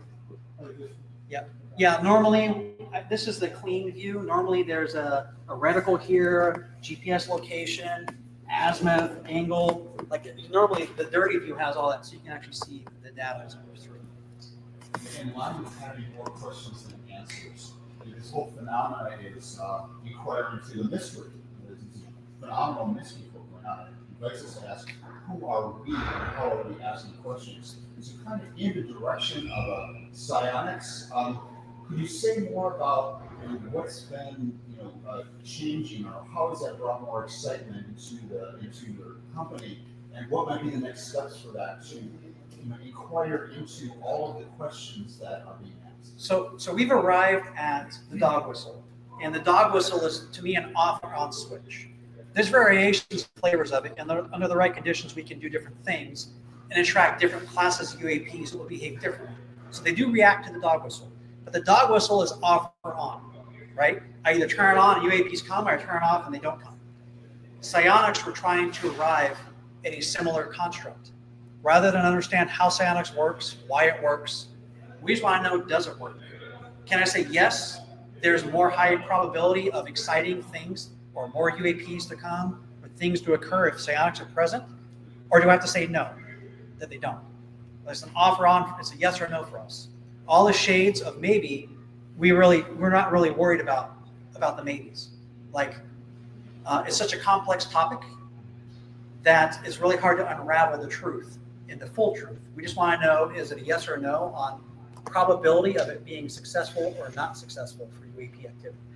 So to that degree, we have psionics on our team. And like I said earlier, since we've involved psionics, things have become more exciting. What do I mean by that? We ran an event in February where the jellyfish that I showed you earlier was flying through the airspace. First it flew high, then it flew low, then it flew all around us in different flavors over different days, 3 to 5 times per day. So like on the 4th day, it hovered over us for like 5 minutes, which you'd never seen. And it also affected our equipment, which you'd never seen from a jellyfish. So things that had never happened before happened when psionics were present. Now, is that because there's so many variables we don't know until we do it in number of times if those variables, which of those variables change to cause the reaction, right? So as we move locations, which we do often, we're not Skinwalker Ranch. We don't need a place to stay. We don't have a home base. Geolocate us all you want. Like, do care, because now I have to move my equipment to keep the baddies out of my stuff. But don't care, because we're just going to go somewhere else anyway, already scheduled and planned. So location is agnostic to us. But it is a variable. If I'm moving locations because I'm not Skinwalker Ranch, am I now introducing more noise so I can't reach the right conclusions? So it's really a difficult subject to unravel, especially on the psionic side. So we are completely open-minded, right? We try to keep our personal beliefs out and focus on the data and the science. So what's the frequency of it walking? So the jellyfish, we don't know what frequency they're on. We haven't measured it. We haven't observed it. We just have noted that when they are in our vicinity, our electronics cannot connect over networks.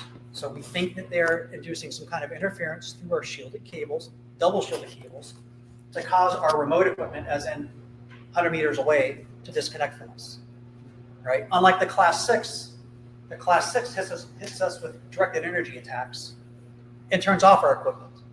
We've measured that. We've captured do you know what those signals. frequency the direct energy is at? Like, is it Yes. a microwave maser? It's a microwave signal. So That's insane. I have no idea. Like, you tell me, Good question, yeah. is it the government? That's a really good question. Mike. But let me tell you this. There are instances where UAPs have apparently acted against our intentions. The one time the Class 6 zapped us, one of these, in fact, this might be the video, zapped us with an EW weapon. Somebody in our group had their own EW weapon. It was aiming it at it. Yes, and before that energy weapon could be pointed at that thing, it zapped us.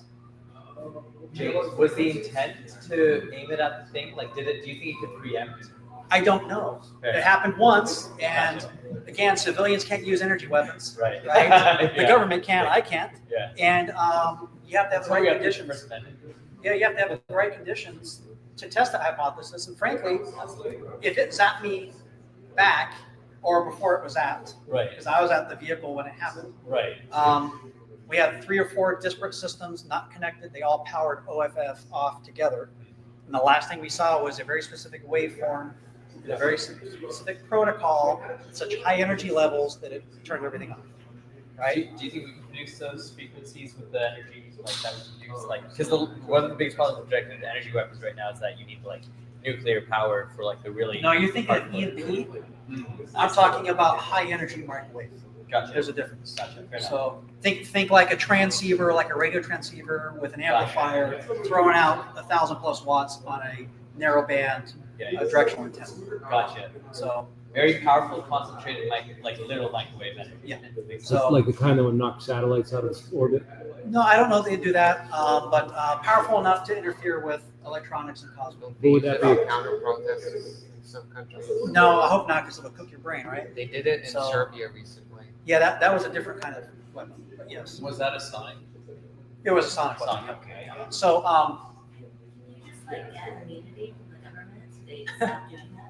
if you can tell me how to do that, I would love to get immunity. But I can tell you the FCC and the FAA don't play games. And if you start messing with things in the sky that are flying, you go to jail for that. That's not a like, oh, whoops. That's like, no, put these handcuffs on. DOJ is going to arrest you now and you're going to jail. No, but So- like, ask them to stop shooting you. Like, you don't have to shoot them. But just ask them. Nobody told me they were going to do it. Right? They just did it. So, so that's the Class 6. Quite mysterious. We've seen a bunch of these over the years. We've probably seen 30 or 40 of these, usually in groupings of. Usually they're by themselves, right? Not in groups. I don't know if this thing will go forward or not.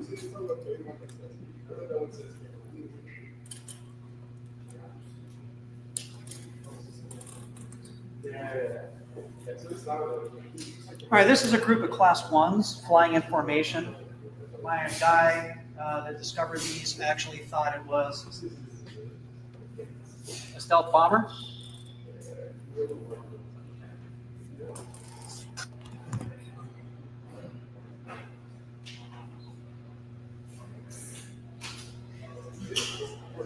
I guess it's not going to play. I don't know.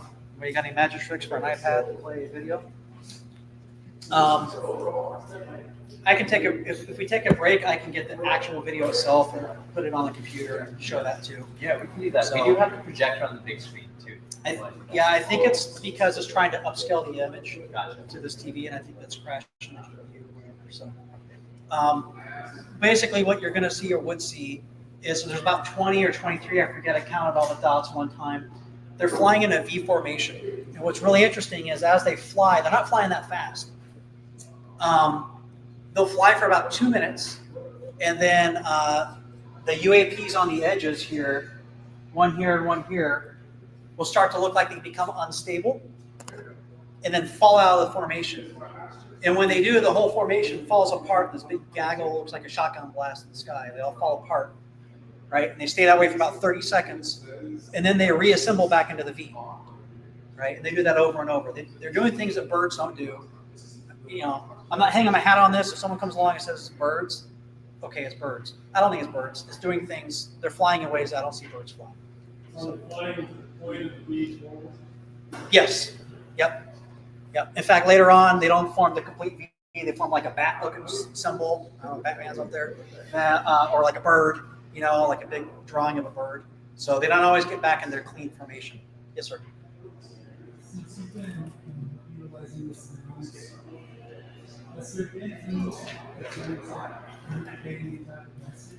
Yes. Yep. Our psionics team. Understand, I'm isolated from my psionics team, right? On purpose.